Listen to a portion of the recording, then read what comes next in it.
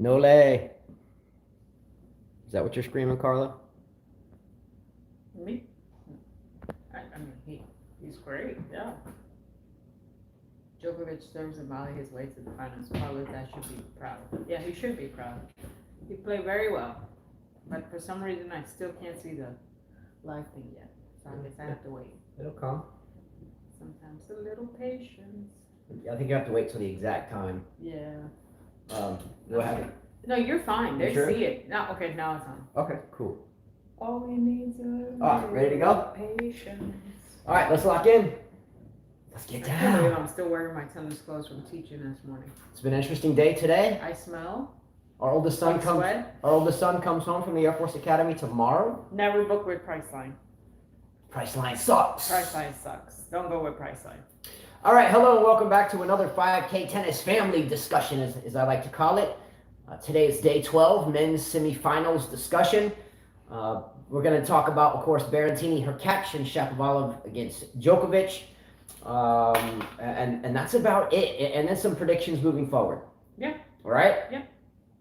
A couple shout outs real quick to start. Number one to both the fantasy team winners. Number one, Casper in Poland, the 4-time champion here, and Hunze Chi, who won his first major here with their fantasy teams. They both took home $50 each. Have we?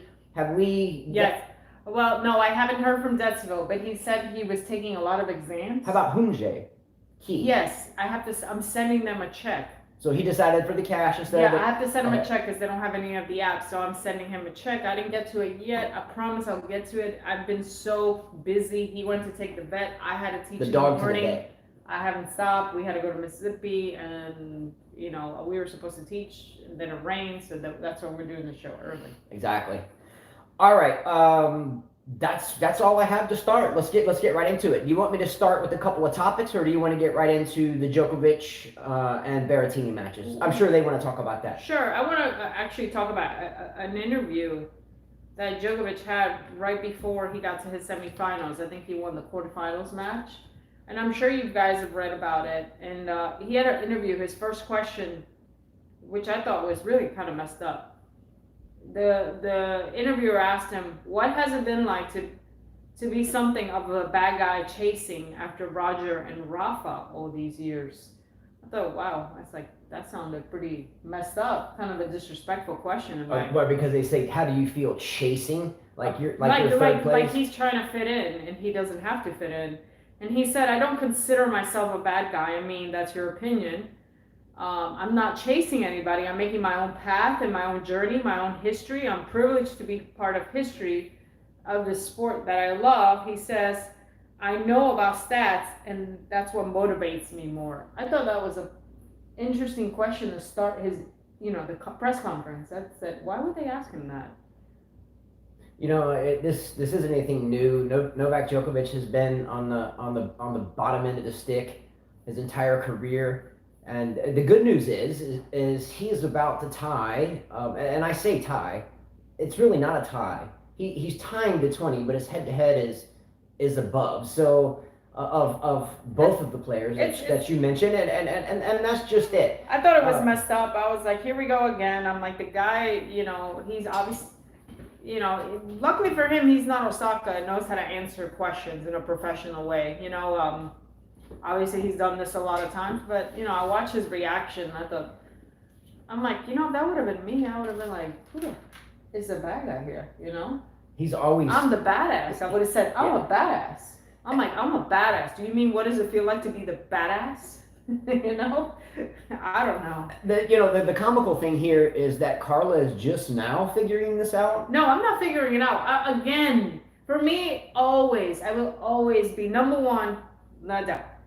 I appreciate what Novak has done, but I think that saying that he's chasing Roger and Federer, I think it's messed up, and being the bad guy. Why is he the bad guy? Because he's right next to them, he's almost at 20. Is that why they're calling him the bad guy? Or is he the bad guy because of what we have seen through the years, because of his temper? Well, why is he the bad guy? I want to know. Well, okay, you can look at it this way. Djokovic never, bent over and said, "Here's your ass for everyone else to kiss, and let me have Federer and Nadal bend over so I can kiss their ass." he never did that. He never fell into the mainstream. He always stayed more loyal and patriotic, and put him and his country over others. And because of globalization, I won't get into this here, but because of that, I think everyone hated him. But here we are. We've talked about this so many times before. I won't bore everybody with my take on this, but here we are. I don't think it's Federer's fault nor Nadal's fault, so I disagree with your viewers too. It's not their fault that they're looked upon that way. That's not their fault. It's the way that people write about them. Carla, do you think that this type of mindset towards Novak Djokovic would be a different narrative if umpteen years ago he was basically following the leader and doing photo shoots and huggy, just like Zverev began to do with Federer on a South American tour, if you don't remember that cheesiness. No. But all I'm saying is Djokovic never did that. Novak never fell into that. Nadal never did that. Nadal kicked Federer's ass. He didn't do that either. Man, Nadal and Federer would do so many commercials together in it, laughing and giggling and touchy-touchy. That was one commercial, guys. One commercial. Where's the other commercial? I don't remember. No, you don't know your thing. You talk out of your ass too. That was one commercial. The reality is here that not many people really know him. They don't know him. They fell in love with Federer first because he was the first guy that came out. He is 6, 7 years older than them. He was the first guy. I mean, that's the difference, you know? And then everyone fell in love with Nadal because here was this young kid who beat Federer. And then came Djokovic. Djokovic in the beginning of his career, we all know had issues, you know, he couldn't get through matches, so people started hating on him. And then he started winning. And so he started beating Federer, and he started beating Nadal. And you know how it is when you have favorites, right? Yeah. People get upset at those that beat them, right? Okay. God, no. All right, go ahead. Should I just make this the Carla show and never talk about anything and No, shut up over here? Because you vent, and if I say 2 words, you hiccup and stop me. I'm not venting, Can I but finish? don't you think that's what happens? I'm fixing to tell you, but you won't let me say anything. It's like boxing. Will you give me a second? I'm not done. Okay. Federer and Nadal's narrative in terms of the theatrical aspect of their careers, in my opinion, was kind of scripted by every sponsor and by everyone else. You know, it was the perfect setup. Here is the greatest of all time, the maestro, and here's the raging bull. The problem was during that narrative, building up this prize fighting between these two moving forward. And here comes Djokovic. Now, Federer went from the long hair, from a backwards ball cap to a bandana, and Rafa goes from the long hair and the capris to the sleeveless shirts to now. And here comes Djokovic. Has he ever gone from a bandana to a cap back to a shaved head has he ever changed his mindset? Has he ever sold himself out? Has he ever, do you get what I'm saying? It's always been just steady old Djokovic. I'm not saying Nadal and Federer weren't, but there was like a narrative, and they kind of evolved with the narrative. Djokovic has just remained Djokovic. And I don't think the media likes him that way. Djokovic has changed as well. Djokovic went from being a jokester to immature to growing up. I think that was like in 2008 when he was imitating people. He grew up. 2007. That's what you said, that they haven't that they change. Well, Nobody changes well. We all change. We all change. You're telling me that you're the same person that you were when you were 20 years old? And you're telling me you're the same person? I know I'm not. I don't know. We all change. That's part of our process. We all change. 20s, 30s. 40s. We all change. That's what humans do. We have to evolve. All right, let's take some questions on this. What do you think? Mike Walker said the media had serious problems with Agassi in his early 20s and called Sampras boring. I remember that. They called Sampras boring. Agreed. You know, they didn't love Sampras as much. They always loved Agassi. And Courier was kind of pushed to the side and left behind until he started winning. You know, I agree with that. Let me go back to the beginning. Okay, Michael Walker said he's a bad guy because he kicked in the door in Fidel 2011. Mm-hmm. Let's see. Let me find a comment that's. If it wasn't for Djokovic coming along, could you imagine that Federer would probably have like 35 majors and Nadal would have like 22 Frenches? Or I'm just kidding there. Same thing with. He won the Frenches anyway. Same thing with anything in history. Alex Couillard, when Sampras, Agassi, and Courier were around, did the media ever consider any one of them the bad guy? Yes, Agassi was the bad guy. He was always the bad boy of tennis. He was the rebel. Alpha says Novak was beating Roger at 21 years old. He was a precious talent than young, or precocious talent. when young. It's no surprise his success. My astonishment is his body has held up over all these years. Simon said he's from Serbia. That is the most important reason why he's not loved in West, especially in England. Yeah, we talked about this as well. We can't forget about that as well. There's a lot of geopolitics involved in that. Sure. First 09 says without the big three, each would have 45 majors. Pat Cotter said Novak came onto the scene with a bad attitude, and I have not liked him since the day one because of that. He played a role in not winning the love of tennis fans. That's what I'm saying. He evolved.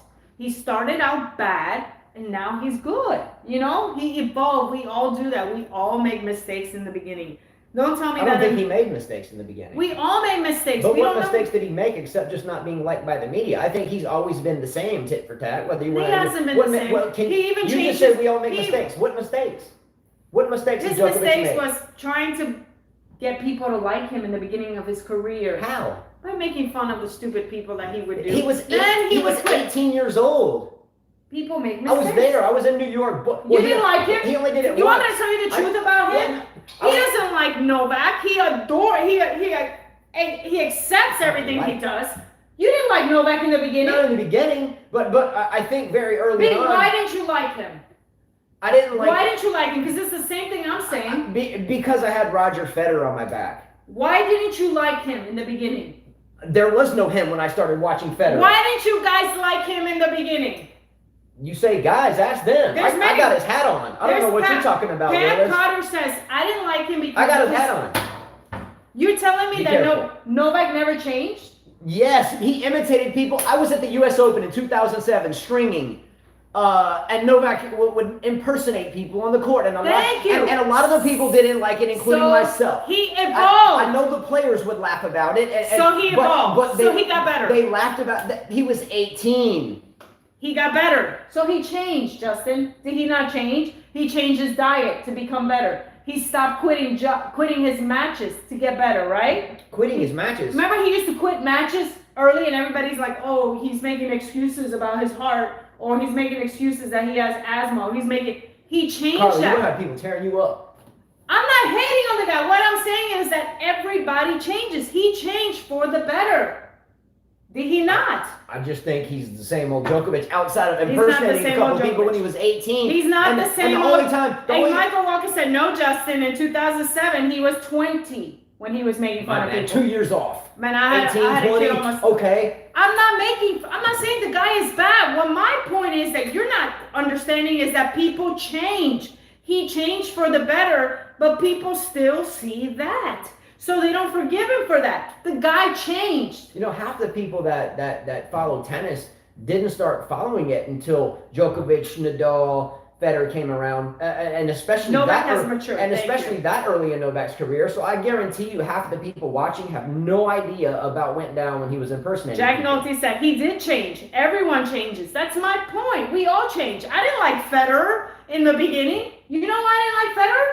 Because I thought he was arrogant. I thought he was very arrogant when Safin and all those players would kiss his ass at the ATP thing, and here's this guy, ooh, I'm Federer, and that's why I didn't like him. I thought he was arrogant. He changed that about himself. He became more humble when he started getting his ass kicked. Carl's on fire. I'm just saying, people change. And then Nadal lost his hair. He changed. He changed.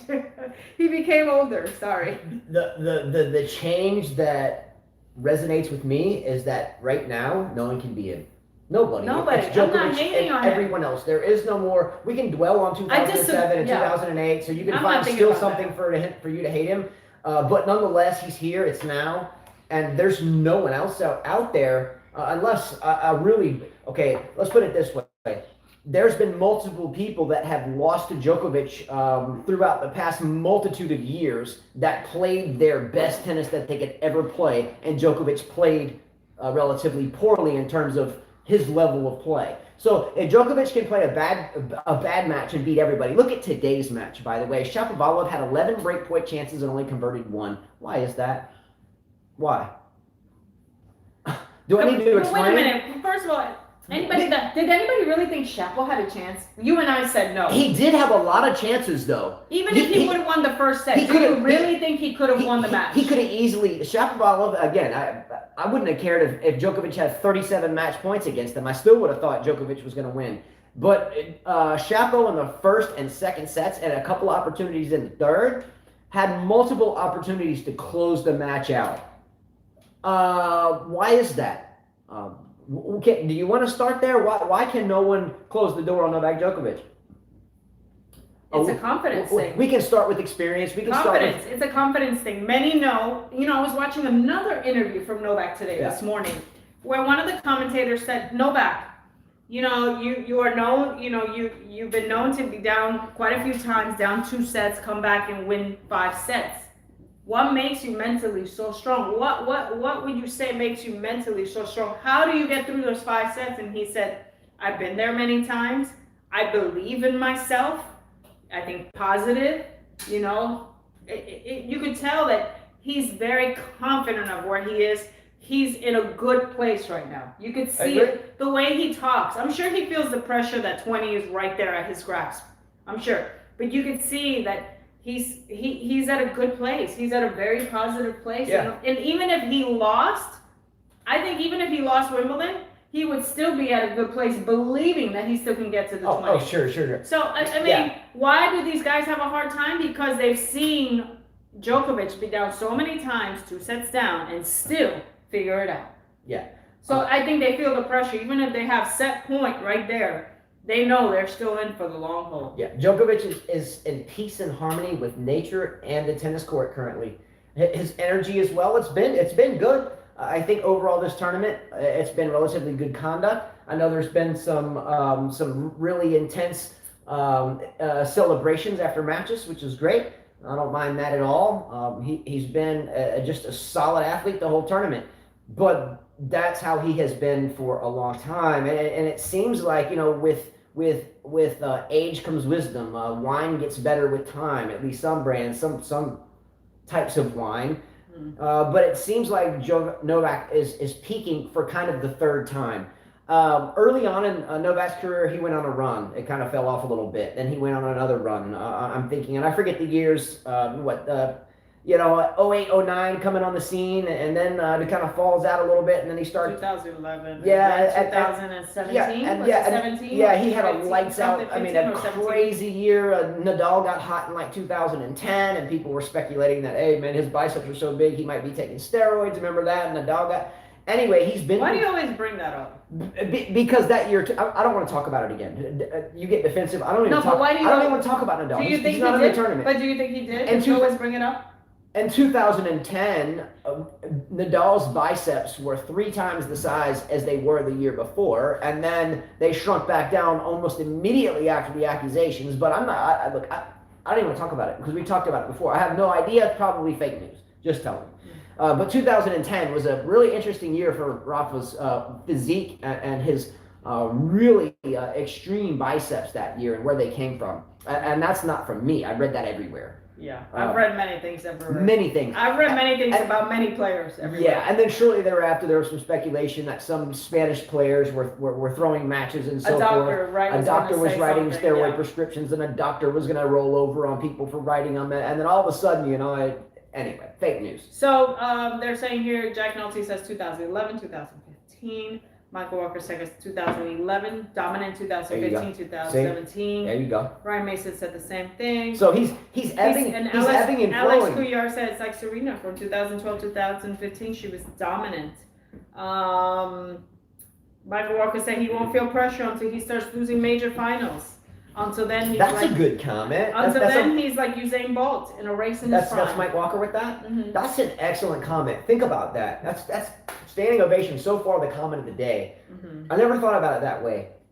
You get someone like Usain Bolt, like he mentions, right? Or did you say that? Anyway, and he's on fire. He's running with the wind, right? Yeah. And then all of a sudden you lose one. Would this be the same thing as Conor McGregor in the UFC? Conor McGregor was on top of the world until he lost a fight, and now he can't win one. Hasn't it been like 4 years since Conor McGregor won a fight? I think Novak's a different species, though. But the metaphor is what I'm saying. Good metaphor. But so what I'm saying is Novak is now in his 3rd or 4th peak. and he's riding it. The thing is most other players, they go through these highs and lows, and they're kind of done, or maybe they get a second high, and then he's got his first high, second high, and maybe he'll get his third high. He is getting down, right? So Paratosh Muli says, I'm scared of Berrettini. I want Djokovic to win, but they think Berrettini can pull an upset, especially because of the way he's been playing on grass so far. By the way, Berrettini, we know he's Italian. His grandma is Brazilian, which would explain a lot, even though Bito is like, it has nothing to do with race. But that would make him even spicier, because Brazilians are very spicy, athletic people. They're fiery, they're fighters. And combining with the Italians, we know they're fighters. I'm from New York. No Italian male has ever made the Wimbledon final until today. I think there was a player in the 60s from Italy that made the semis. Anyway, he is now the first Italian man to make the final. Obviously, that means no Italian man has ever won the final or carried home the trophy. I do not think it's in the forecast come tomorrow. I get we can expect for Berrettini to put up a fight. He'll put a better fight than Shapo, in my opinion. Can I read you something real quick? This will take just a second. I want to read you Berrettini's draw. And why am I picking on him? Because until he wins a major trophy, I'm always going to tell you he's not an elite player. He doesn't. So do you want me to read that comment that someone said? Pull it up. You can pull it up while I'm reading his draw. Okay. Here's Berrettini's draw. Now, I'm a firm believer that there's no such thing as an easy draw because there's 128 players that have worked their asses off to be here. Just saying. First opponent, Guido Pella. Next opponent was a lucky loser, Van Zanjup. Okay? Who? Exactly. Good for him to have had that lucky loser spot, though. If anybody's in this draw, they deserve credit. Then he had Bedin. Then he had a Vashka. And then he had the young and, up and down Felix Auger-Aliassime. And then here we are, and that's where we went. That's where we came. Read Djokovic's draw. Before I read Djokovic's draw, can I read you Hurkacz's draw before we call him maybe not having the best tournament? Because he had an exceptional tournament. Listen to the draw that Hurkacz had to go through. Probably the toughest draw in the whole tournament, right? First round, he had Lorenzo Musetti, the classy one-hander young player from Italy, right? I thought he was going to go out in that one. Next, he played Giron, talented player. Then he played Bublik, the one that goes to work because he likes to fight but yet hates it. Next, he plays Medvedev. Medvedev was like his semifinal. He beat Medvedev. Then he faced Federer. Won that match. And then Berrettini. I get that Hurkacz and Berrettini played the same amount of matches, but I can assure you one thing. One thing we don't think about is emotional and psychological and cognitive distress as we move through 7 matches over a fortnight, right? Hurkacz didn't just not show up. I mean, could you imagine Hurkacz would have to be playing at a Djokovic type level to win 7 matches and pull up the trophy, having played Medvedev, Federer, and then Berrettini. Yeah, that's and then Djokovic. And then Djokovic. So let me read the comment. The comment is, and then I'll read the viewers. All right, this comment is from This Guy 1000. And then I'll read the viewers because they got many comments for you. Okay, this is from This Guy 1000. We were chatting this morning early. I was about to take my dog to the vet. My dog has cancer, so I was getting stuff cut off. Anyway, long story short, this is for This Guy 1000. This Guy 1000 said, Berrettini smashing Hurkacz. Maybe he's better than you thought, Justin. Despite never reaching a slam final before, he was heavily tipped to make this final. And for good reason, it turns out. Okay, so here are some comments about Mr. Berrettini. Let's go back. Alpha says Berrettini got the looks, the talent, personality. He can be the new face of tennis. Sponsor's dream. I agree. This Guy 1000 said, good for Berrettini. He has a chance. Rodrigo Odon Salcero Cisneros said Berrettini is mentally stronger than Shapo, but he is less talented. Michael Walker says Berrettini's mother's extremely tan. I thought he was Sicilian. He looks Brazilian. Rodrigo says Berrettini's a far better server, but a way, way, way worse returner. Ryan Mason says Berrettini's older, making his first slam final. That helps him. Rodrigo says Berrettini has holes in his game. If Nole plays great, no chance for Matteo.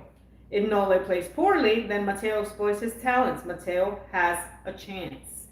Olabimpa says Medvedev and Tsitsipas both had a chance against Novak and lost. And they're definitely more talented than Berrettini. Alex Couillard says, I feel like Hurkacz was mentally tired.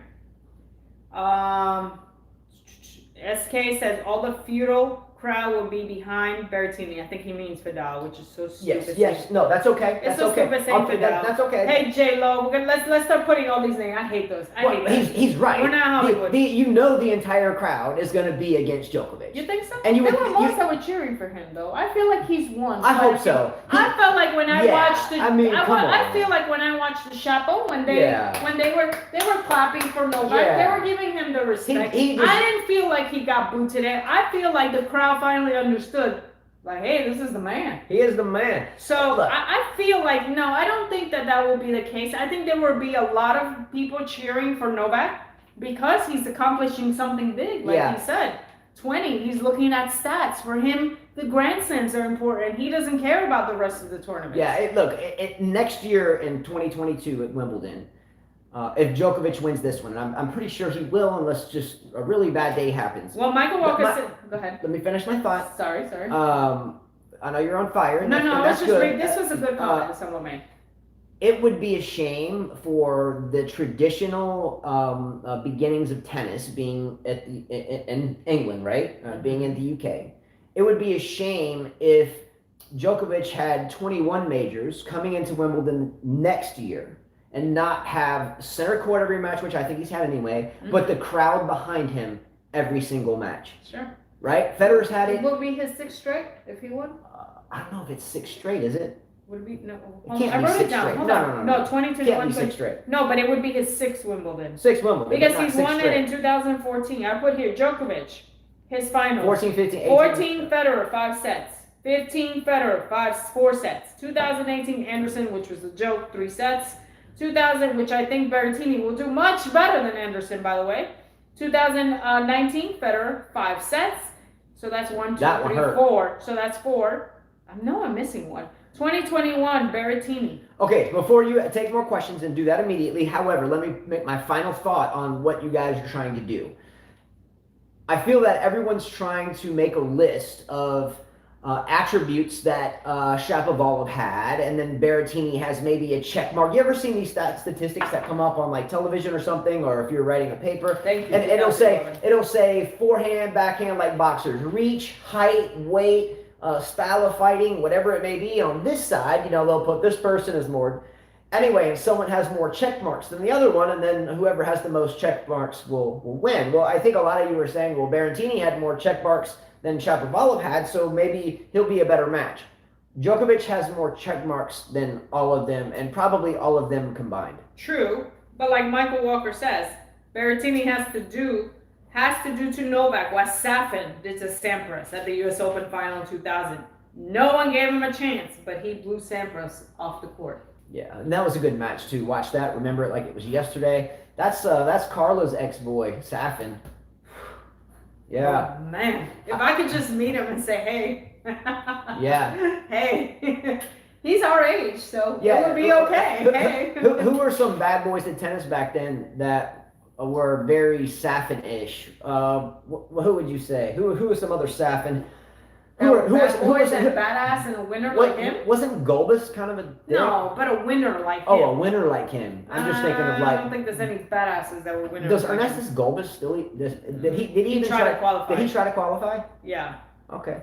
Jack Nolte says, is Novak's dominance next few slams be down to Rafa, fed older, but also young players having weak mentality? They lose it under pressure? I didn't understand that. Is it Novak's dominance next few slams be down to Rafa, fed older, but also young players having weak mentality? They lose it under pressure. I didn't understand that. Oh, I think the gist of the message is, and thank you for the message, I think the gist of the message is that you have no big three left. You just have the big one. So it's Nadal and Federer is really the only competition besides everyone else, and they're young, so every time that they will play him, that they'll be psychologically in the unchecked column. You see what I'm saying? So I think what he's getting at is Federer and Nadal are the only two people that are going to step onto the court with him that aren't going to get psychologically checked out or overwhelmed by the situation or not used to it and get tight and throw up like Raducanu or something.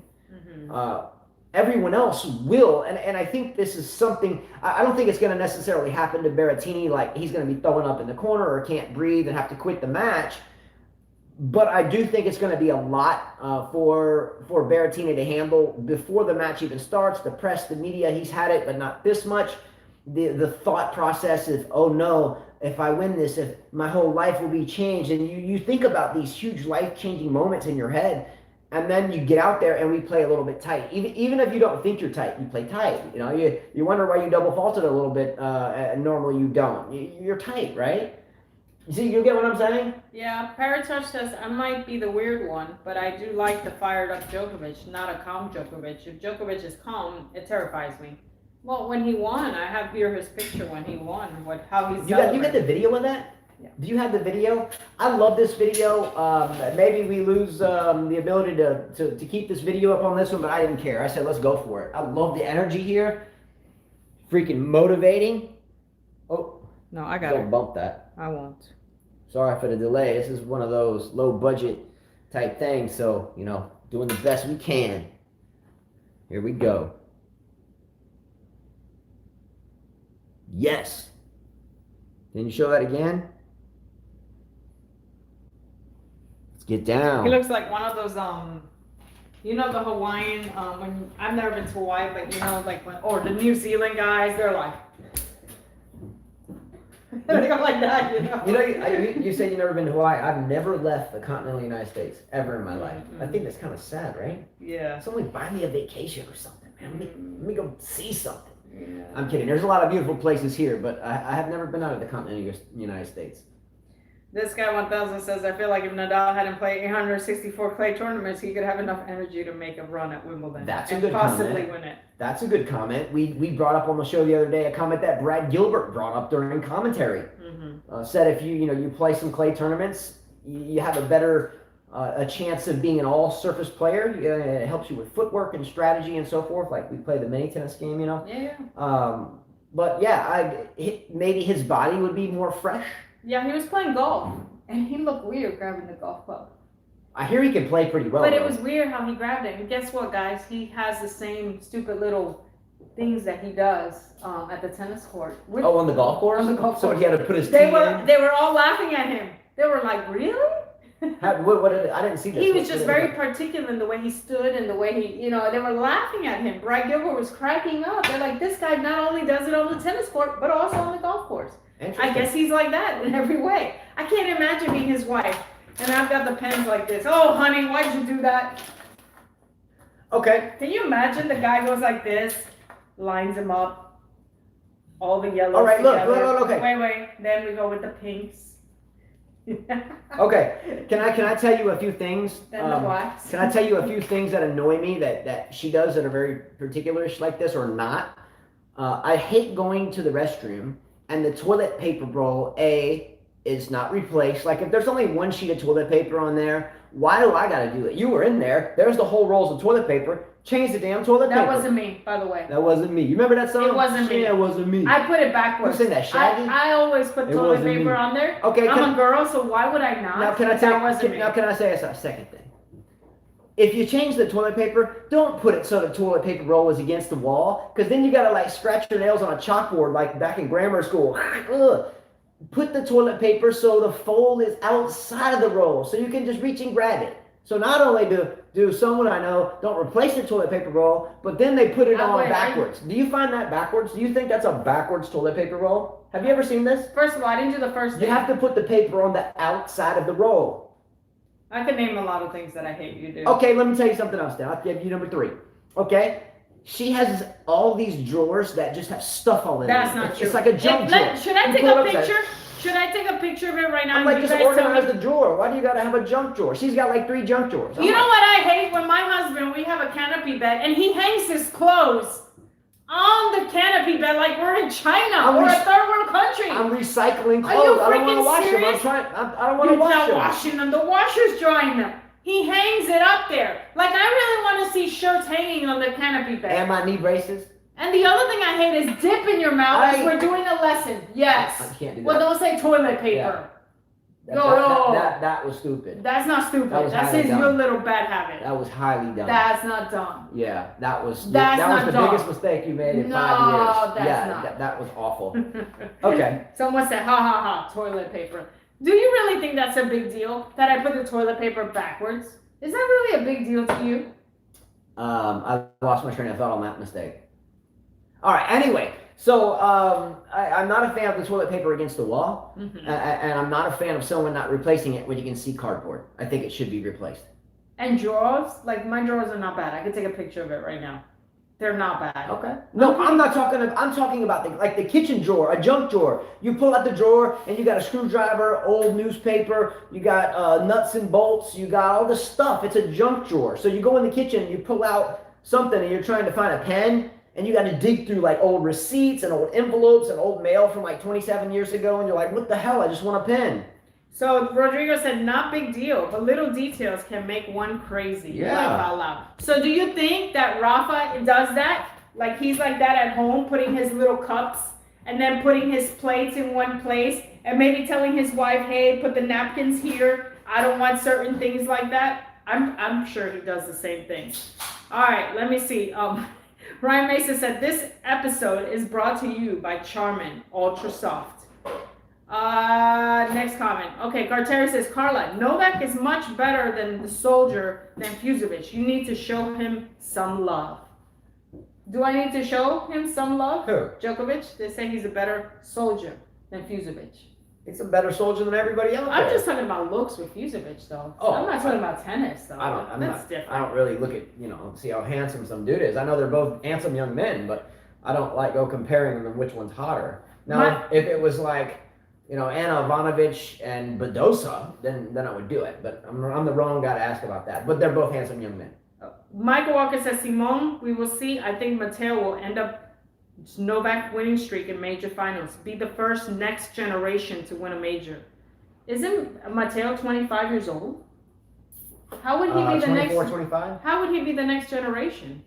Yeah, he's in the regular gen. And by the way, I'm not going to beat a dead horse on this, but when the next gen tournament started and they started saying that, if you're new to the channel, go back when that started, and we spent hours on end talking about the stupid, ridiculous whole idea of next gen in the first place.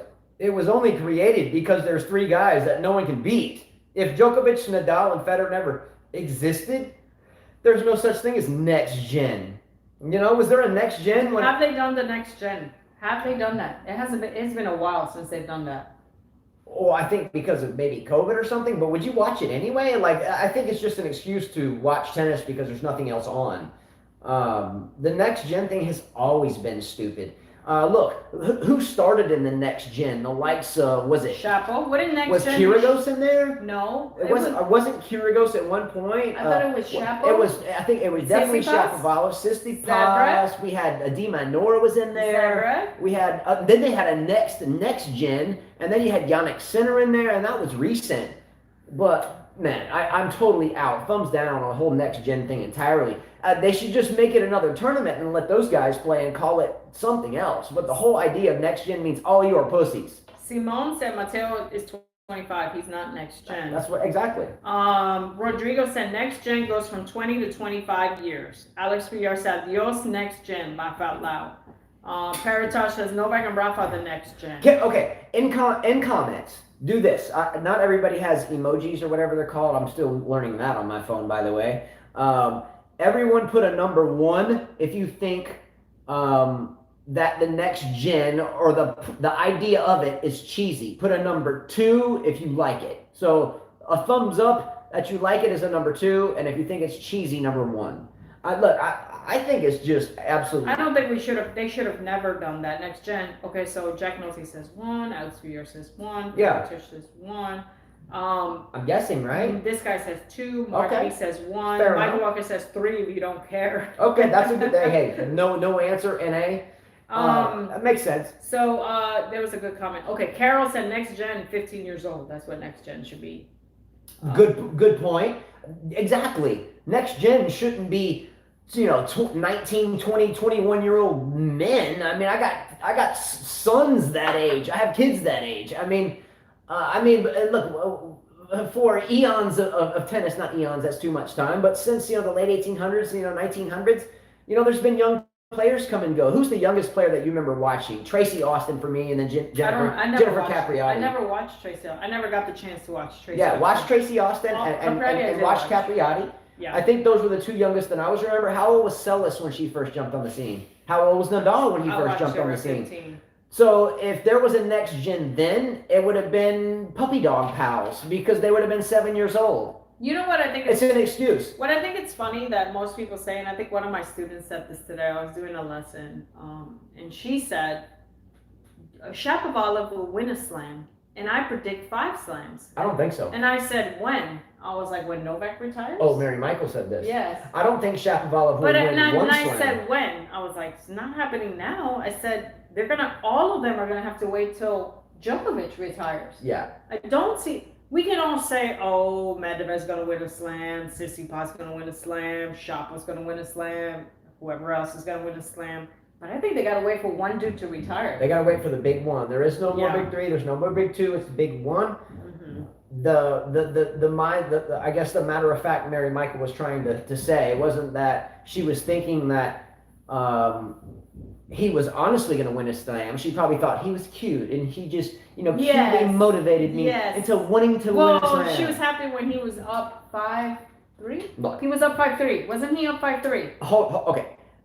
Shapovalov broke Djokovic in like the second game or third game of the first set. Yeah, it was the third game. Mm-hmm. He held on all the way till it counted. Djokovic broke back, go figure, and takes the first set. In the second set, Shapovalov had a low 40 against Djokovic serving in the second set. All the break points went away. He had a chance still. He had a volley. He had a set point on Shapovalov had 3 more break points in the 6th game of the second set. All of them went away. At the end of the match, Shapovalov was 1, and that means uno out of 11 break points, and that's once? Yes, once, is that right? Once? Yeah. So he was 1 out of 11, right? Once, yeah.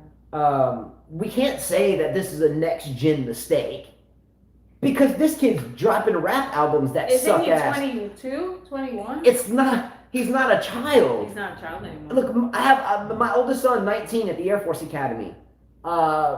He's borderline not a child to me anymore. And this kid's older, has millions of dollars in the bank, and making awful music albums, or if you call that music. Did you hear the rap song that they put on when he came out? I don't know. Did you not hear that? He came out to Wimbledon blaring one of his songs? No, they didn't. They just did it like on the tennis network. I don't even tell you. I was laughing. His stuff is so awful. Christopher looked at me and he said, is that his rap song? It's awful.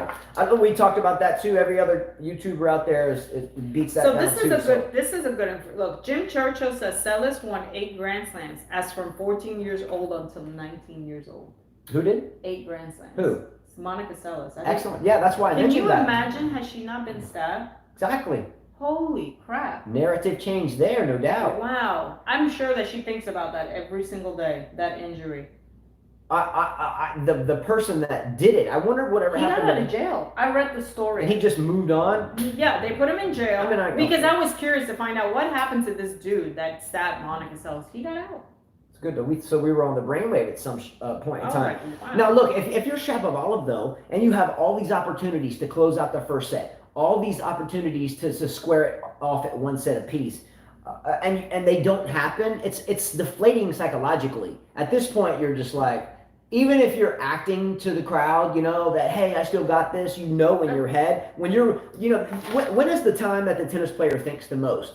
If they're down, especially. When they're receiving serve, right as your opponent is bouncing the tennis ball and about to serve. So you're looking at them, they're bouncing it, they're in their own world, and you're sitting over there like, okay, I got a break here. I need this, Mm-hmm. And when you're thinking in the back of your head that I haven't been able to break someone. It's 1 to 11 in total, but at some point it's got to get mental. Yeah, it gets mental. You can't. You're just like, geez, and then you play from behind from that point moving forward. Mm-hmm. And Shapovalov must at some point in his career completely rule out jumping and hitting his one-handed backhand. He didn't do it as much as he used to today, but there were still multiple times where he would jump off the ground, hit the one-handed backhand.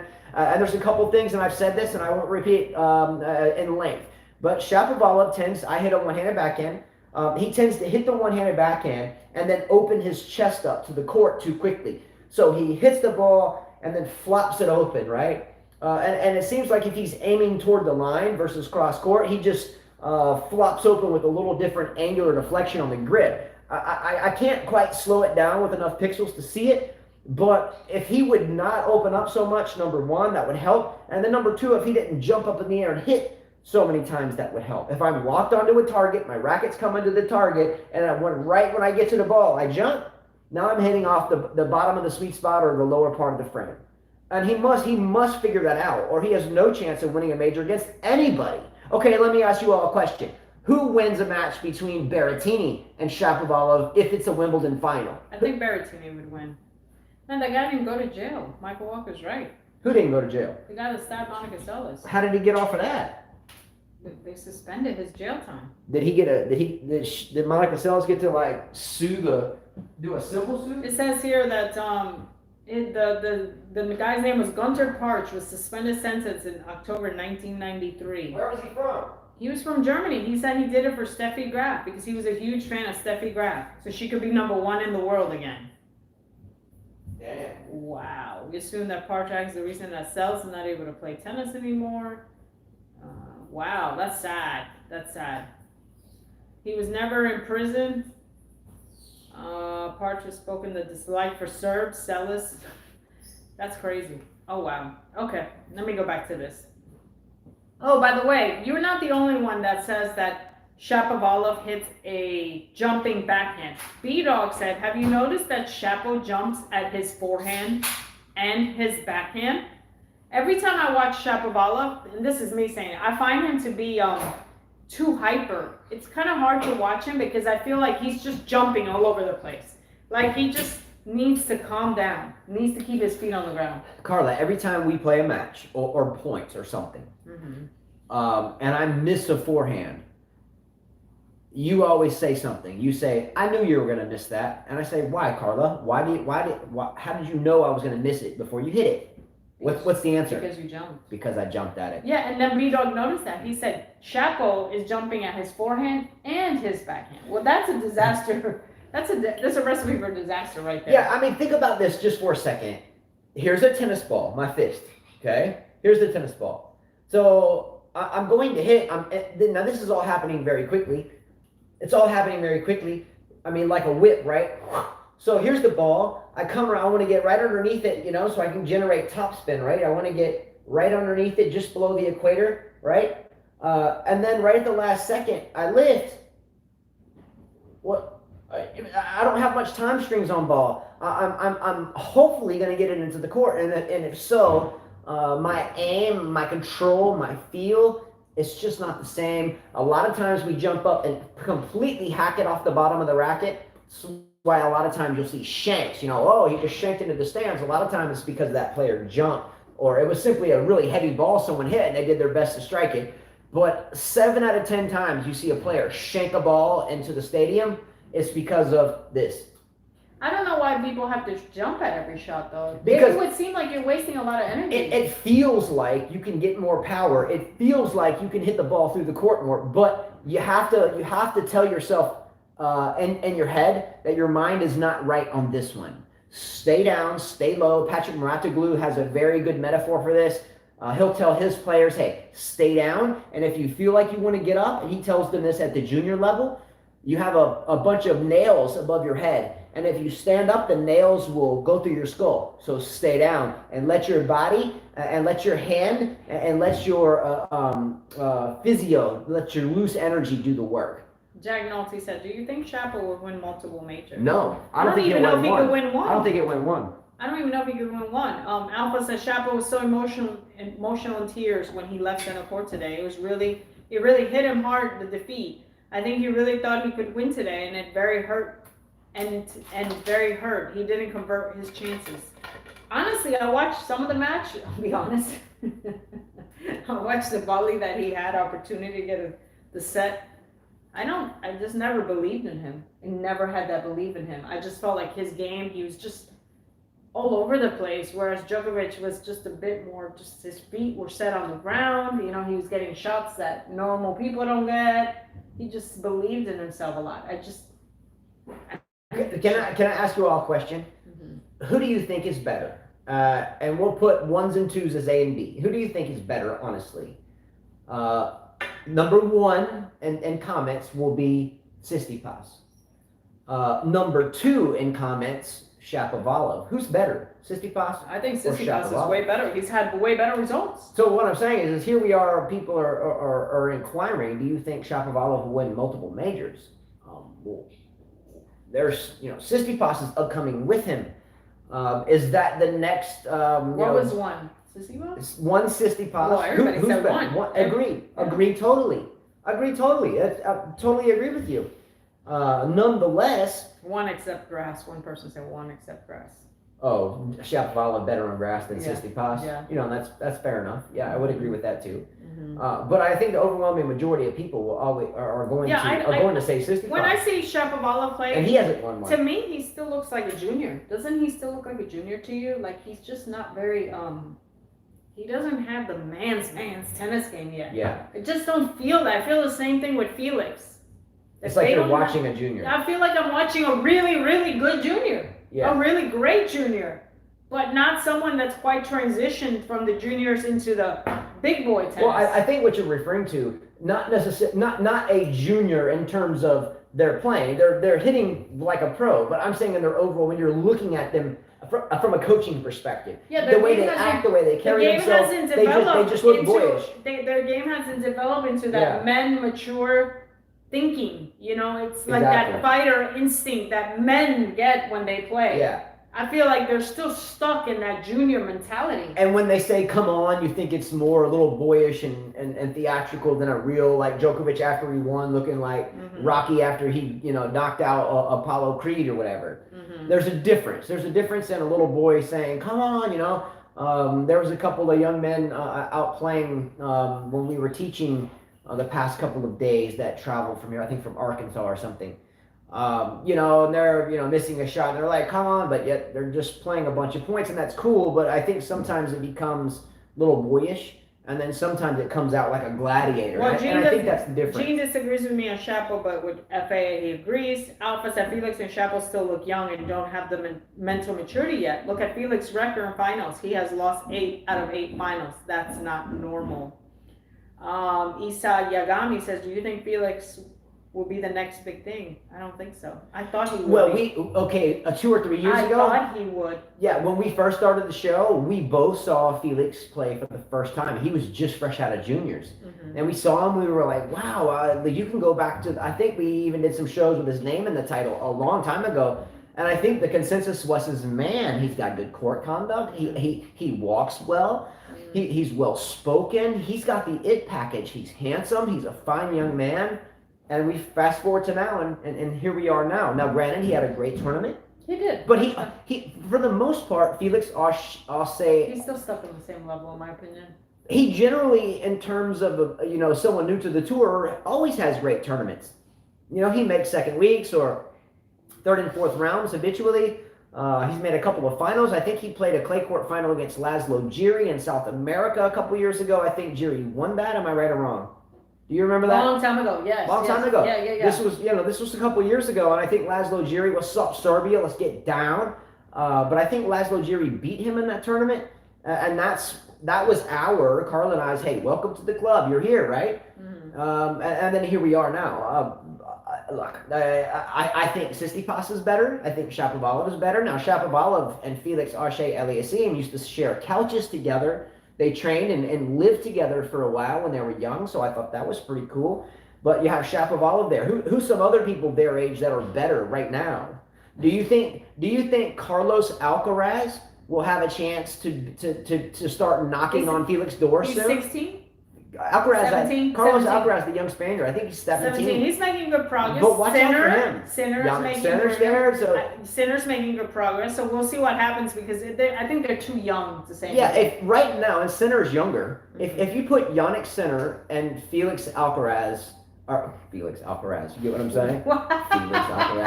Felix Auger. Felix Alcaraz. Okay, that's a new player. There you go. It's a hybrid. If you have that's a new player you guys didn't know about. Felix Alcaraz. Go. Love that. So if you put Yannick Sinner and give me the player I'm looking for. Carlos? No, what's the other one? Felix. If you put Yannick center and Felix Auger-Aliassime, and there was one court, and you put them on that court, and you say, okay, we're going to play 20 matches. I go with center. Who wins more matches? Center. Put one for Yannick center and two for Felix. I think center. I think he has a more manly game. I I think he's a bit more aggressive, and I think he wants to go out there and kick your ass and try his best. Yeah, But I don't think Felix. I think he's still too we nice. got any votes over there? One. Yeah. So I mean, again, we agreed. We agree again. So Alpha said Felix Alcaraz sounds like a video game story. Mode Karen.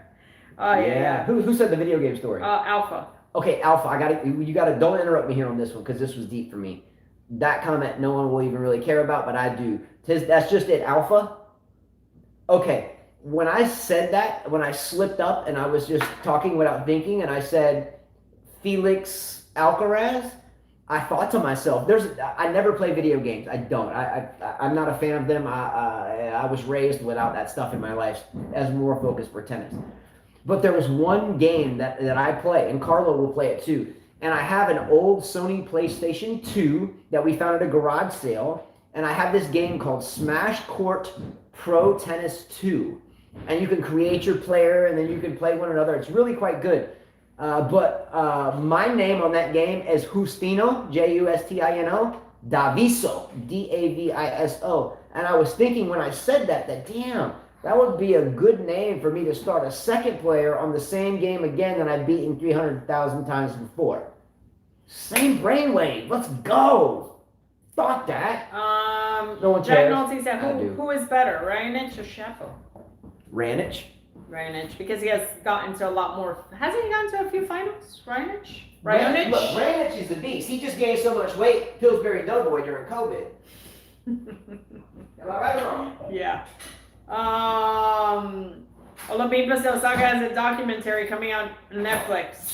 Yep, I won't be watching that. What documentary? About her mental issue. Yeah, I won't be watching. Yeah. That's how the card's playing out? Yeah, I won't be watching that. Whoa. Okay, this is a big piece of news. Who said this? Olympia.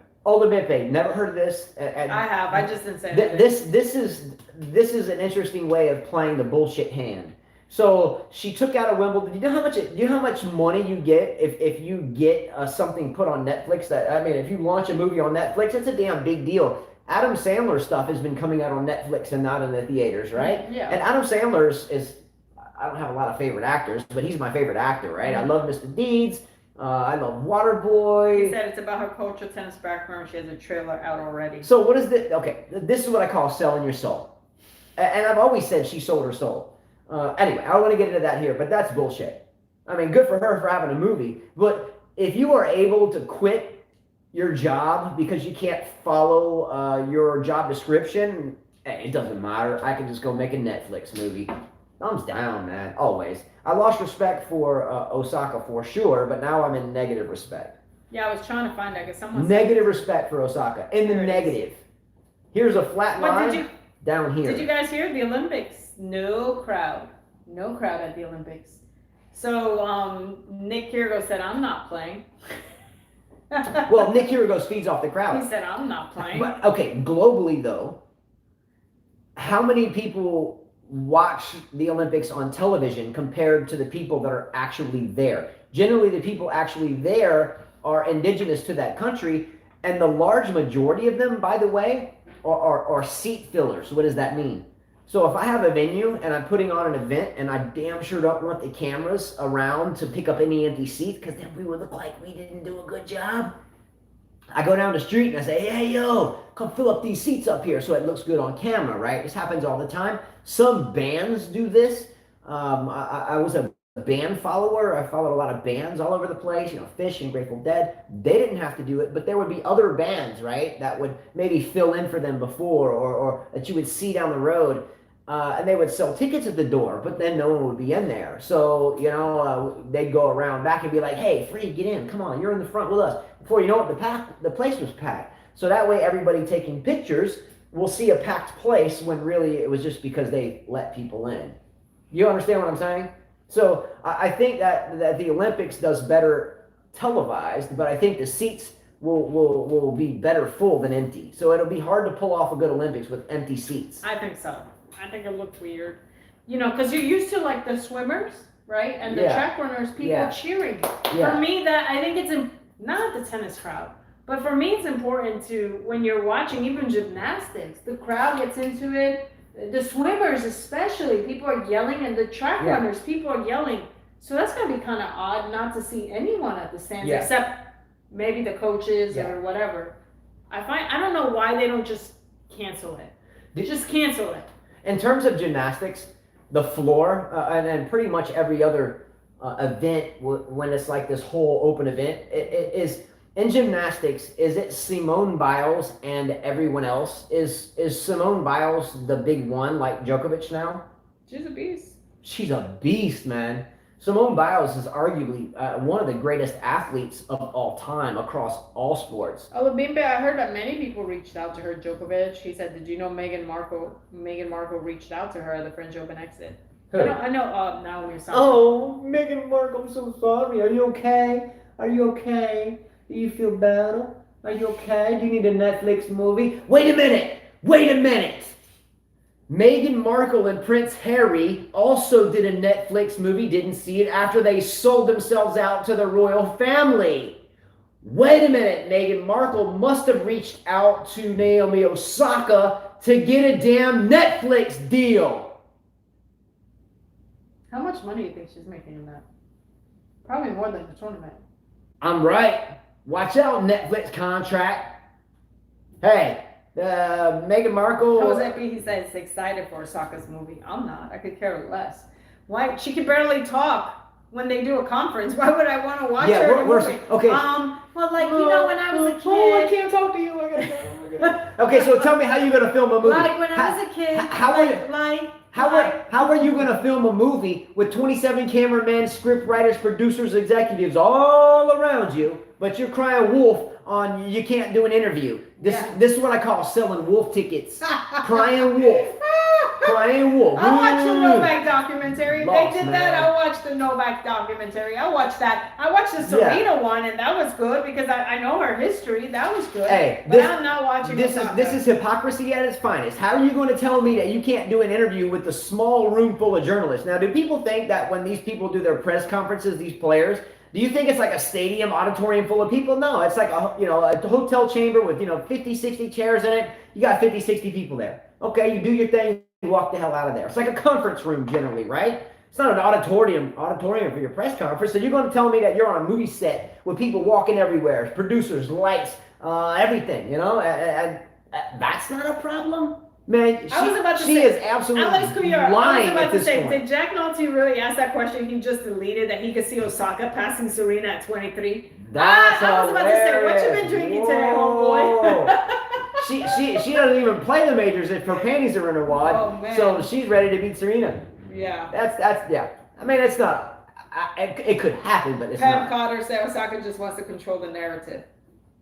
Exactly. Jose said, hi, I like Osaka, but good point, Justin. The whole world will see you, so it makes her more vulnerable, and she's not fazed by that? Yeah, I mean, it's hypocrisy. Oh, okay, so you changed to Jack Nolte. You wrote it wrong. He says, I don't see her passing 23. Oh, yeah. Well, yeah, agreed, totally. But yeah, I mean, think about it. Yeah. Everyone, okay, do you know how many people play the victim role?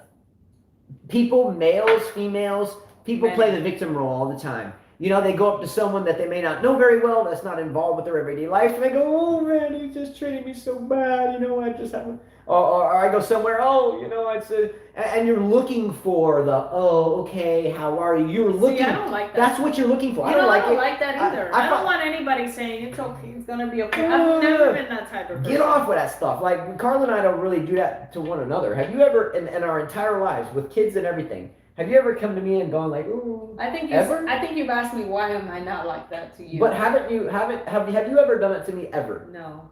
Have I ever come to you, no disrespect, and gone, oh, Carla? No, because I've never put myself in that. It's just not how we roll. No disrespect, but we don't do that. Because I have never put myself in that position for you to do that. I don't think you have either. Look, when I blew out my patellar tendon playing her in a tennis match and my leg snapped sideways and I spent umpteen months not even going to the restroom, I don't ever remember you going, oh, are you okay? I remember you saying, let's get up, let's move, let's do our physical therapy, and let's work. Do you know what I'm saying? I don't remember any type of, oh, I pity you. Speaking about that, there's something I was gonna say, and this refers to that, man, you know, we think life's tough. Well, I wrote down here, wheelchair tennis. Her name is Kigodazzo Montage. She's the first South African woman to ever reach the finals in Wimbledon. Good for her. In wheelchair, and she reached the doubles final as well. Excellent for her. So I'm gonna show a video of her. Hey, but this is for all of us who think that we should complain about our lives. Yeah, and speaking of South Africa, don't forget Gene Swart out there. Our moderator is South African, and Igor Savage, who owns White Tech Strings, good friend of mine, wonderful tennis coach. That gives us stuff to give out for those that want to select strings. So it's Gazzo Montage. She's reached the finals. Let me see. So I'm gonna put here. I'm gonna put the volume. I'm gonna go back. Be careful! No, don't do the volume. It's just her playing the point. Yeah, but you can't do that. Okay. I'm sorry. Yeah, if you put the volume up, this video will go away. Okay, so unless it's like Twitter or something. It is Twitter. Oh, you can do it then. Yeah, it's not. It's just her hitting the ball. Here we go.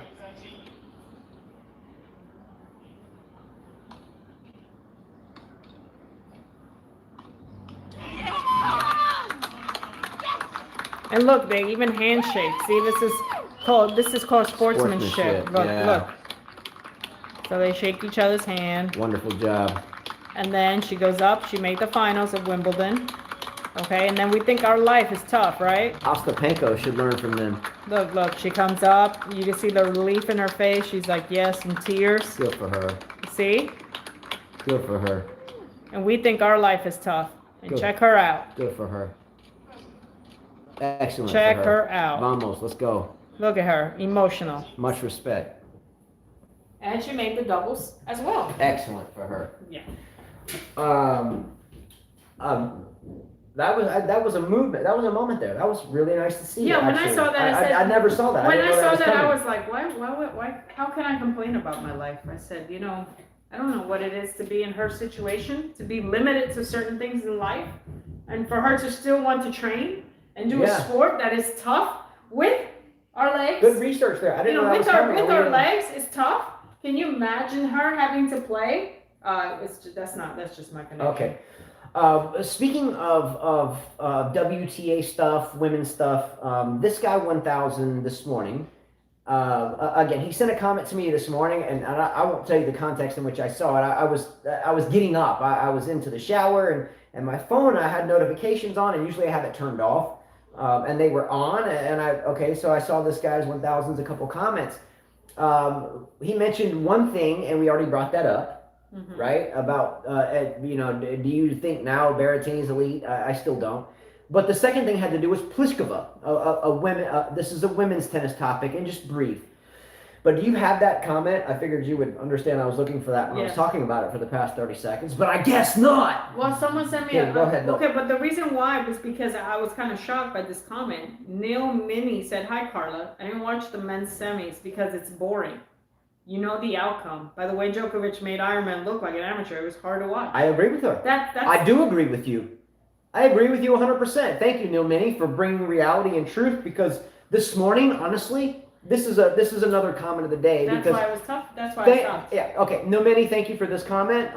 Neil Minnie has been here a long time, and she is, I don't think she's ever written a comment that I haven't agreed with, even if she calls me out. She'll call me out. She over the past year or two, or even longer, she's called me out, and I'm like, oh damn, she's right. But I woke up this morning, and I knew I had to take my dog to the vet. My dog's like a 60-pound pit bull that freaks out every time I go to the vet. I knew it was going to be a stressful day, so I'm waking up. I'm all like, oh, I'm going to deal with the dog. I'm all shook up about it. Shit, I forgot what I was going to say. Oh, and so I got my notebook out. And I always get my notebook out every day so I can start writing. Yeah, I'm old school. I write. So I got my notebook out, and I started writing. And I was grumpy, Carla brought me coffee. It was like, about 5:30 or 6? So I'm writing this down, but usually I start with shout-outs. And I almost wrote, I don't give a damn what happens today. I already know who's going to win. That's what I told him. I'm freaking done. I'm not going to watch this That's what today. I told him. You know, like I was teaching, so I couldn't watch it when it happened live. So he's like, Yeah. you need to watch it, Carla. You know, and he forced me. He's like, you need to watch it. I'm like, why? I'm like, we all knew that Djokovic was going to yeah, she's kill like, what? I Shapo. don't need to watch Like, it to tell really, you. this is stupid. So I watched the first set, and I'm like, okay, he had his opportunities. Then I watched the second set, and I'm like, oh, God. I'm like, this is why I didn't want to watch it. Yeah, and truth be told, I'm just being a realist. Carla and I, we wake up and we coach for 9-10 hours a day. Then we come home and then we eat and then we watch more tennis and write the tennis and da da da da. Anyone that has done that for 22 years with coaching and then another 21 without the coaching involved, but you're still playing it for multiple hours a day, there becomes a point in time where you're tired of tennis. You're like, damn. So this morning when I woke up, my mindset is like, holy crap. I don't want to write all this stuff because I want to break and I already know who's going to win. I enjoy watching my son play against those two guys. Yeah. That was really fun. Okay, explain. What are you talking about? There was these two boys. I don't know if they were watching. They're from Arkansas. Well, I told them to subscribe. If they're subscribed, they should put a thumbs up. They're from Arkansas. I think one guy's name was Jack, and he's going to LSU, and the other guy's name is Ben, and he goes to college in Arkansas. And I asked him. No, okay, yeah. The tall one. The taller gentleman is going to Louisiana State, LSU. Right. And then the other one is going to University of Arkansas. He's in a year. Yeah, the Razorbacks. So he's a sophomore at Arkansas. So he's a sophomore, and I asked him, can my son play? Because I figured it would be good practice for him. And I actually enjoy watching them play. It was really fun watching them play. Good tennis, right? It was also hard for me to teach because I was trying to watch them as well. But I was kind of cheating. Didn't Mary Michael, the student that was with us, didn't Mary Michael end up hitting with them though? No, she didn't. She had hit against Christopher. Oh, okay, that's good. They were done. But she thought they were pretty good. She asked where they were from. And that to me was more enjoyable than the Djokovic match or the Hurkacz and Berrettini match. Just saying. So, yeah, how did your son do against those D1 players? They're not D1 players. They don't play for college tennis. Yeah, no, they go there, but they were electric juniors, and they weren't playing for D1. They were not. They were very good. Players. Very good. And he did really well. He won a lot of points, a lot of games, and he held his ground for sure. Yeah. It was a different match, Ryan, from yours. This was more of good players. Hard hitting. Yeah, good players. There was really no strategy, but it was more like, I'm gonna kill you because I'm better than you. Yeah, you know? And they were cursing and all that stuff. Yeah. Like someone would miss a shot, and they'd be like, oh. But yeah, the Djokovic thing, I mean, the guy deserves it. At the end of the day, I may not be his biggest fan. Okay, can you read the But let me read this comment. All right, so this is the comment that this guy's 1000 had pertaining to Pliskova and women's tennis, right, as a whole. This is deeper than just Pliskova. So listen, let's read. Listen to this. This guy 1000. This from Pliskova a few days ago. Even if I don't win a Grand Slam, there are some girls that they win one and they never win anything more. They are not even top 10. They can't hold the level. Honestly, I don't know what's better. What do you guys think? Better to win a slam but fade away for the rest of your career? Or better to have consistent results and win titles but never win a slam? Personally, I think it's better to be consistent than to be one and done. Okay. Could be an interesting topic. It is an interesting topic. To me, I can answer this pretty quickly. Okay. Before we answer the topic, we're all going to talk about it. We're going to take comments in this. The moral of the story is, would you rather have a consistent career for a long time and not win a major, or would you rather just win one major and then forget about what happens moving forward? If, in comments, if you think that winning a major is more important than having a long career, put a number 1. If you think that having a long career is more important than winning a major, put a number 2. And we'll start there. Carl, you want to start with this? Well, to me, by her saying that comment, she made the excuse that why she would lose. And she didn't care. To me, right there, she's saying, I'm not going to win. To me, the Grand Slam is important. That's why you play tennis. When I was a little girl, my dream was to win the U.S. Open. I didn't dream about winning no freaking Cincinnati Open. My dream to win Wimbledon. Let me win Stuttgart or how. My dream was to win a Grand Slam. Her saying that to me means that she is going to lose tomorrow. Because that's not the way a champion speaks. A champion says, like Djokovic said, when I was 7 years old, I would build my own Wimbledon trophy, hoping one day I would win it. That's what a freaking champion says. Not, oh, there are girls that are one and done and they don't have a consistent career. Who do we remember? Do we remember the Grand Slam champions? Or do we remember the ones who won the smaller tournaments? We still talk about Bartoli. Why? Because she won one slam. We still talk about Michael Chang. Why? Because he won one slam. We talk about Goran Ivanisevic. Why? Because he won a slam. We speak about Sabatini because she won a slam. We talk about Ivanovic. She won one. If she never won one, we wouldn't be talking about her except her beauty, right? All right. Okay, I got a couple things here. Okay, number one, I was jotting some quick notes here, and one Carla took right out of my mouth when I was writing it. No one remembers second place. They just don't. Do you all remember Fabrice Santoro? He had a long career, but if you didn't follow tennis every day for your entire life when you were young, you probably wouldn't know who Fabrice Santoro was. Maybe so. You might have heard about him, but did you watch him play every time? I don't care if she said it before her semifinal. To me, she freaking gave up already. Will you remember Feliciano Lopez, a decade or two down the road? No, because his name won't be tied to any major. Does anyone remember Fernando Gonzalez, a.k.a. Gonzo? You remember him? No, you may not. A little bit. Yes, I remember the Chilean. Chilean, yeah. You may not remember. I just brought that up because I figured that would be the only reason why I brought the name up is Fernando Gonzalez was one of the first players on tour to hit with that pure strike Pure Storm. Excuse me, Pure Storm, which they don't even make anymore. And the Pure Storm line I got to demo as it was being prototyped, and I remembered that Fernando Gonzalez was using a Pure Storm. Anyway, no one will know who he is because he never won a major.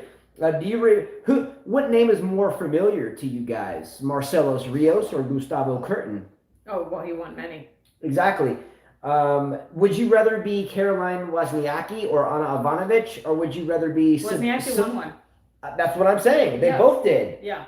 Listen to the question. Yeah. Would you rather be Caroline Wozniacki or Ana Ivanovic or Sabine Lisicki and Angelique Radwanska?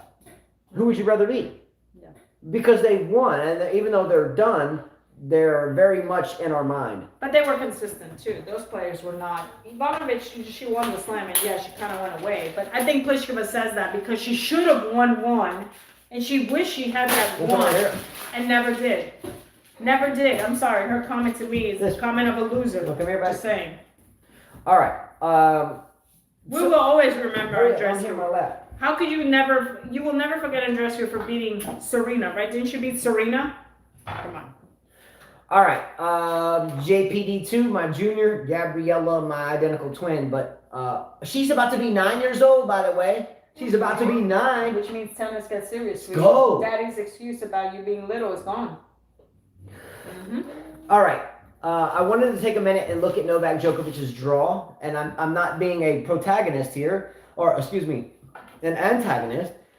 But I would like to reiterate the fact that it's been a very favorable draw for Novak Djokovic. First round, Jack Draper.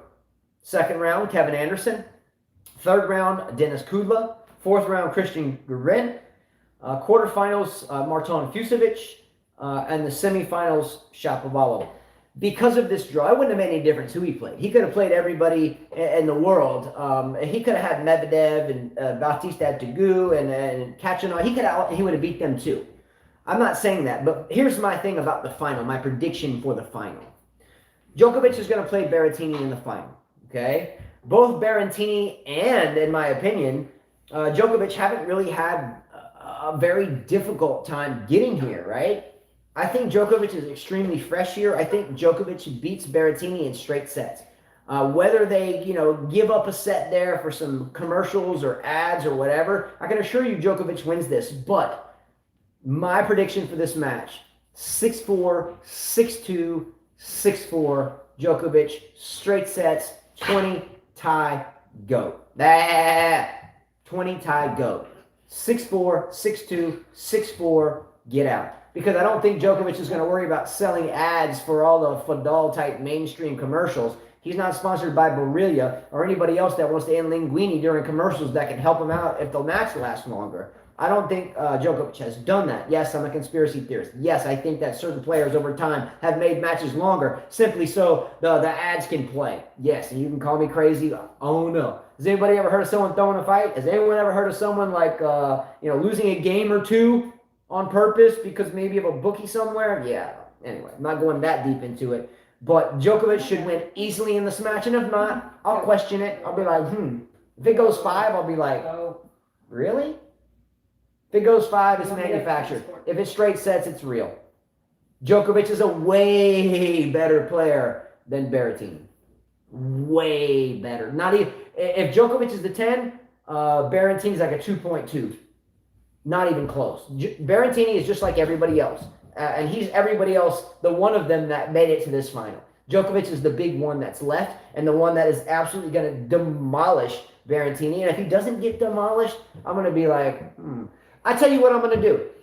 If Berrettini makes this match 5 sets and Djokovic wins in the 5th set, I'm going to call WWE Wrestling on that shit. I'm going to make a show and I'm going to vent for like 2 hours straight about what the hell. If this is a 5-set match, I'm calling bullshit.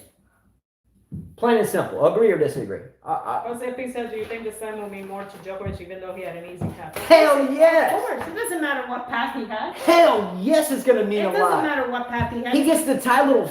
He doesn't get to just tie. I was fixing to say Fairy Boys. He's fixing to tie. Why are you calling Fairy Boys? Because I want him to get this 20. I really want him to get this 20, man. I just want to be done with it and be like, let's get down. And then he'll set the bar as high as he wants to set it. And then the rest of mankind. Who has the most majors right now on tour outside of Novak Djokovic that's still active and upcoming? Anybody? Who? Is that a hard question to answer? Creek is chirping. Cheap, cheap, cheap, cheap, cheap, All right, cheap. guys, stop. Who has a major right now on tour? Besides the big 3. No, they're not even playing. But they're not even playing. Wasn't it Wawrinka, Murray, and Del Potro? Wawrinka's out. Del Potro's out. Yeah. Who has a major? Andy Murray? Cilic, yeah. Okay. Cilic made it to, what, the 3rd round or something? Cilic made it to lost in Medvedev in the 3rd round. TM. Okay. They won Alex Skuyar, Okay. TM. So, this is an interesting time. TM thanks to Novak. It's an interesting point in time. Oh, yeah. Understand what I'm saying. Djokovic is the big one. There is no one. He is the one. He is the chosen one at this point, and it's everybody else. Rafa's not done. I agree with you, this guy. He's not done yet. What tournament is he going to win? The French Open next year? U.S. Open. Watch it, baby. What you want to bet? Are you serious? What you want to bet? What you want to bet? Let's talk. Let's get What you want to bet? Before you start yapping and don't let me talk. I told you Can that. I get everybody else involved in this bet, please? Carla is betting all of us that All of Rafael... us. I'm betting you. They're family, man. We're in a group discussion. Why are you going to forget about them? All of us. She wants to take the bet. Sometimes I just want to hit you with a pot on your head. We call this a 5K family tennis discussion. I just want to hit you there. like with a pot sometimes. Snap, crackle, and pop me with a sandal like you always do. Yeah, you sound like you get beat up. If you get beat up, then you're not a man. I obviously don't hit you with a sandal. Well, so I don't obviously say that. wouldn't hit you back, but she slaps the shit out of me with sandals I and do. tennis balls. Sometimes Gabby, I'll be do I walking hit across him the with court. anything, She'll be like, Gabby? pow, and slap me with a No, tennis she's ball. shaking her head. No, but Daddy hit himself in the pot with his own pot. That one don't break the tripod. Chill, bro. Getting a little rambunctious up in here. Betting time. So let's say that's all. How will they use it? Betting time. Rafa could win one, but I don't think so. Betting time. But can we finish with the bet, okay? Carla has said she would take a bet with me and all of us that Rafael Nadal would win the U.S. Open. It's the last major of the year. I can't wait for it, right? We're doing $250 giveaway again. We're doing fantasy team competition again. Make sure to subscribe for This that. guy said, Justin, I know you don't like him, but Rafa's still a slam contender even outside the French. I believe so too.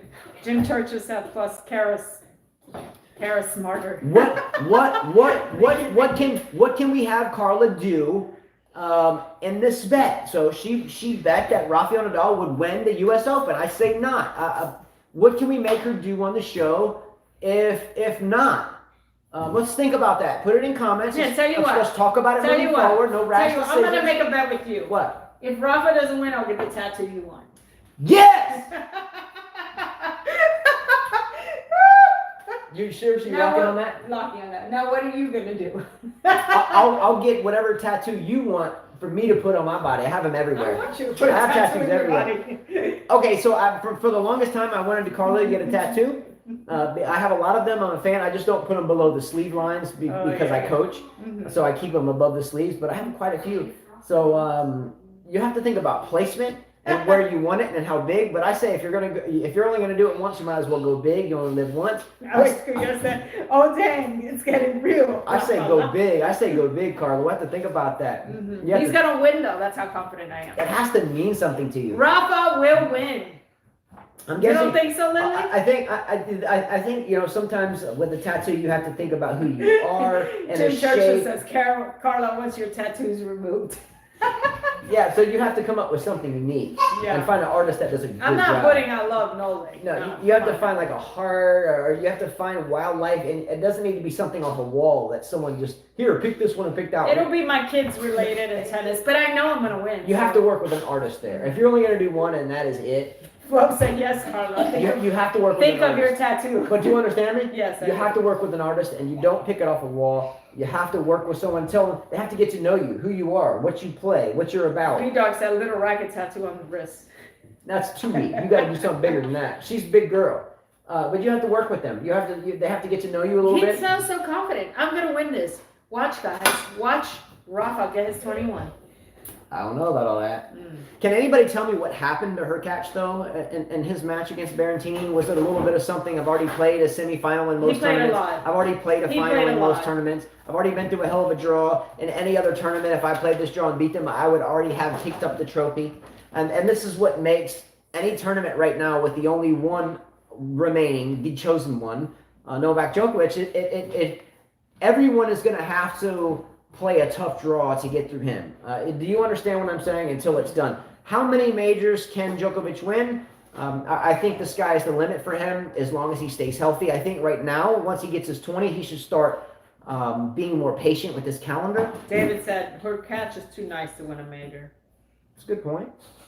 That bullet? Yeah, David Bulic, yes. Yes. OG right there. OG right My, there. my kids are going, why are you guys hungry?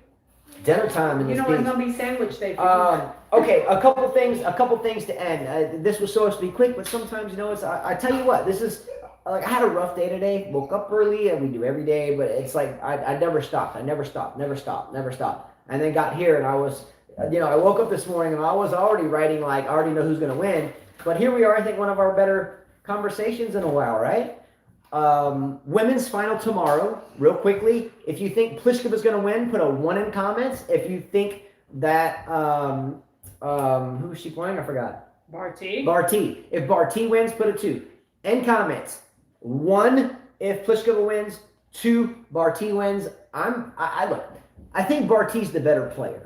But because I like Pliskova, and I always have, and I've always wanted her to win a major, I like Barty better, by the way. I like Barty better. I like her better as a player, as a person, on and off the court. I think Barty is my favorite player to watch at this point in time. But Barty, 2. That 2 is Pliskova? Excellent voting. Pliskova's 1. Oh, okay, and Barty is 2. So we got a lot of 1s and 2s, about even. So about even, and I respect that. Pliskova's had a lot of chances. She's made semis of every major. Here she is in a final. I just don't know how many more chances she'll get. I guess she's only, 29? But here we are with another chance. Barty will have many more. I hope Pliskova wins, but I will love it if Barty wins. If that makes any sense. Okay, second thing. If Roger Federer continues to play, okay, what are his goals? Okay, hey guys, before you start getting too crazy, we're gonna feed you. I know you get like I know the bales of hay are coming out. We're gonna feed you. Let's go. When you have 5 children, the younger ones get stir crazy. Early on, you just gotta. The little children just have to. All right, Gabby, come on. Enough. All right, if Roger Federer continues to play, what are his goals? Let's put it this way. If you were in this situation, in other words, you played for so long, you got 20 majors, there's someone chasing you, as Novak, let me stop the madness real quick. Let me ask the question first. If you were in this position and you were in Roger Federer's shoes, A, number 1, what would you do? Retire or not? Or B, and B along with it, what would your goals be? To finish with the win? to not lose too badly. In other words, if you didn't retire, what are your goals? Solidify your sponsorship requirements with Uniqlo. Maybe Roger Federer signed up for something that, hey, I have to do this marketing for XYZ time, or it's null and void. But then you can't think that way because Roger Federer has like $500 million or even more in the bank. So what are your goals if you're Roger Federer or if you were in his position? Honestly, if I was Roger Federer, why would you want to keep playing and losing? Keep playing and losing. Keep playing and losing. Obviously, the goal for someone like him, who has that 20 Grand Slams, is to try to win a slam. But eventually, you have to tell yourself, well, I didn't win Wimbledon. I withdrew from the French Open pretty early to try to win Wimbledon, and that didn't happen. And then here's the U.S. Open, which we know hard courts are one of the toughest things on the body. Hard courts, tough on the body. I mean, that is the true test there, hard courts.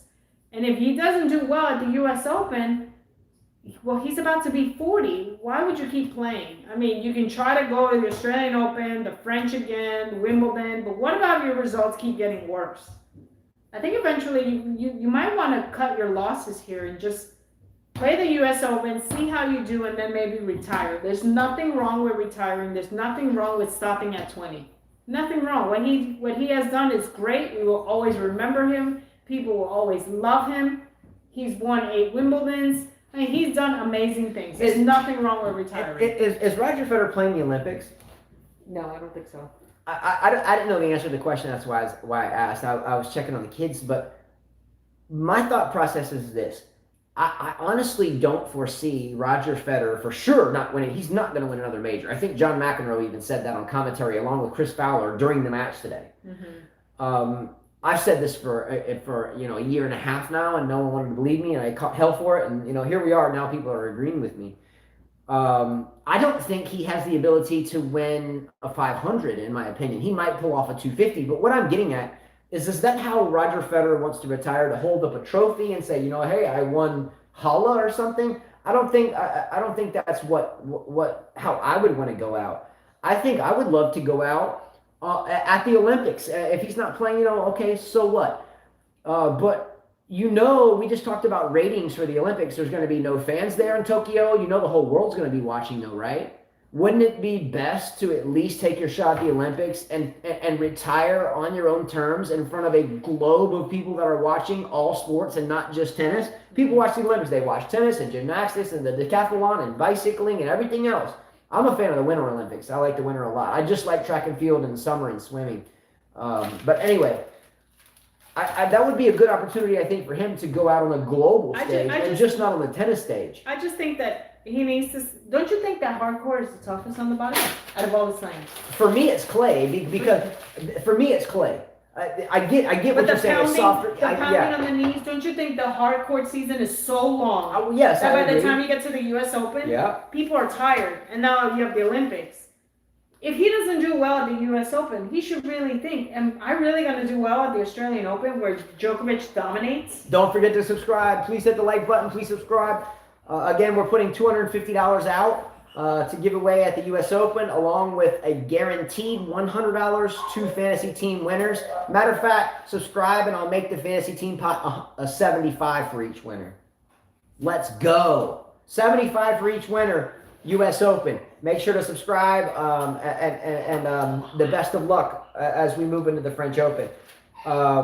Italy. I really hope Italy, they're getting restless. And it's only 7 o'clock, so I don't know why they're restless. Let's see here. ATP 500 should be his new target, but why would you want to keep playing ATP 500s to win that? What's the goal of that? We're not going to remember that. Some people say to beat Connor's record. Again, who cares about that record? All right, my kids are doing backflips off the couch. Anyway, they've been very patient for quite a while, so much love to my kids. Let's go. Take some more questions. I think that's all I got. I'm just making sure. Jim Church says that Federer will express thank you, and it will be class as usual. And I'm sure he will, and we will miss him. He's a great champion. I miss Sampras playing all the time. I even got Tiru and Agassi retired. So look, so I have an honest question for everyone that's here. There's not a ton of people, but there's enough out there to vote. Okay, good. we always like doing shows every day. We love it. It's really fun for us. It makes my energy, no matter what day, positive, because sometimes I start slow or she'll start slow, and then halfway through we're like motivated, right? Tomorrow's the women's final. The last time we did a women's final by itself, I don't think anybody watched it. And we It was kind of, no, we didn't do the French Open. we didn't do the We that's why decided to do the men's and the women's, Yeah. just because it wasn't a really known. Yeah, player. so again, we love to do these. We really do. I mean that. But the last time we did the women's final and the men's final separate, we spent so much time writing it, and I mean, really put a lot into it. We really felt real good about it. We were still in the church living, right? Weren't we in the church then? The Australian? No, for the French. No, we did that. We Is did that it combined. here? We did that It was combined. good. We were, yeah. Anyway, long story short is we would love to do it, but if no one really wants to get in depth of the women's matches, even though here's the problem though, is that sometimes we talk about matches and then for an hour, if the other hour and 20 minutes we just are a group just discussing how we feel, and I think that's what makes this special. So would anyone not tune in simply because the title said women's final, or should we just do it Sunday as a whole? Now, by the way, our oldest son, Jonathan, comes home from the Air Force Academy tomorrow. His flight comes in to Mobile, Alabama at midnight. So hopefully you guys will get a chance to meet our oldest son, Jonathan, who we're very proud of, and has done things that I just wished I could have done. Right? Yeah, I'm gonna videotape his. The last time I Yeah. didn't, but I'm gonna videotape him, give him a huge hug. Yeah, let us know. Again, we'll just kind of read the comments as this video goes on and so forth. But tomorrow, we want to do one. We could do one We because could do one we're done. before. We could do one we because need to do one. we could do one because we are done at 1:30, right? We need to do it. We are going to do one then. So we could do one because we'll have the time. I'm gonna cut the Well, ground. they're gonna help us. Here's why: because I haven't stayed up past like 9:30 in like 5 years or something, and his flight doesn't come until midnight. So we can watch the match. Our lessons get done early. We can watch the match. We can cook dinner for the kids, and at the same time, we can be writing, and we can do the show simply as a way to stay up. So we know we have to drive to Mobile to the airport at midnight, right? So you guys can help us stay awake. Let's go. You'll be our coffee. Let's get down. All right, I'm done. All right. You're gonna go? Yeah, I'm good. Nothing else? No. See you guys. See you tomorrow. You're gonna be our coffee. Yeah, I think Jack Delsey said he didn't mind if we did one tomorrow. Go live towards the end of the match.